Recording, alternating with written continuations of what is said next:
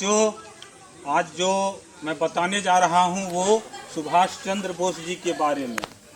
उनका जन्म 23 जनवरी 1897 को हुआ था। उनका जन्म 23 जनवरी 1897 को हुआ।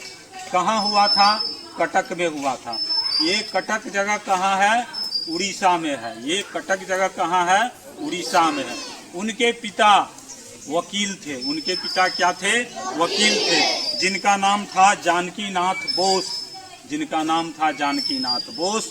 और माता का नाम था प्रभावती बोस। माता का नाम था प्रभावती बोस। वो बचपन से ही क्या थे? पढ़ाई में क्या थे? अव्वल थे। बचपन से ही क्या थे? पढ़ाई में अव्वल थे। जब भी यानी कोई परीक्षा होती थी तो हमेशा वो क्या लाते थे?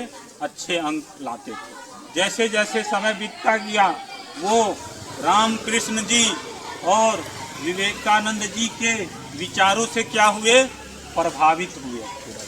बाद में उन्होंने सोचा कि शिक्षा से ज़्यादा जरूरी है देश हित। शिक्षा से ज़्यादा जरूरी क्या है?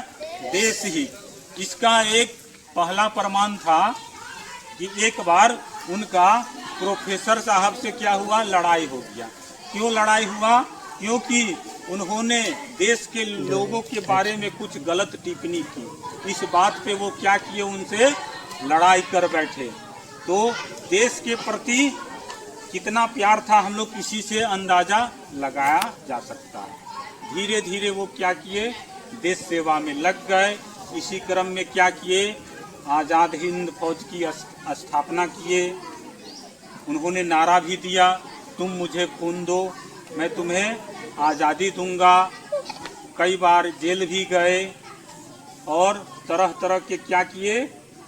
आंदोलन किए। इन सब का ही क्या था? प्रभाव था कि जो जाके हम लोगों को क्या मिली? बाद में स्वतंत्रता मिली और आज हम लोग क्या है? स्वतंत्र है।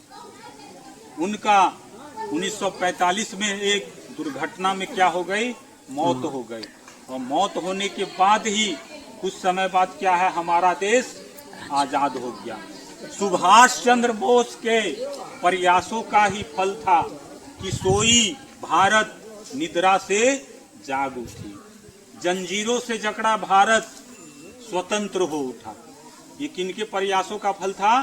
सुभाष चंद्र बोस जी के प्रयासों का फल था।